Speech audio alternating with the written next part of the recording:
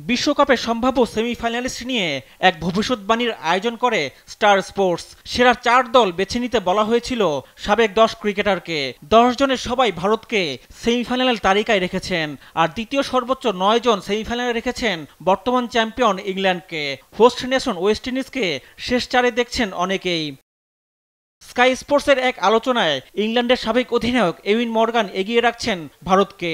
শক্তির বিচারে ভারত অন্যদের চেয়ে এগিয়ে থাকবে বলে বিশ্বাস এই ইংলিশের। ভারতীয় কিংবদন্তি সুনীল গাভাস্কার এবারের আসরে সেমিফাইনালে দেখছেন না বর্তমান রানার্স আপ পাকিস্তানকে। এছাড়া বাবর আজমের দলকে শেষ 4-এ যাওয়ার মতো দল মনে হচ্ছে না অস্ট্রেলিয়ার সাবেক ক্রিকেটার ম্যাথু হেইডেন এবং ক্যারিবীয় কিংবদন্তি ব্রায়ান লারার।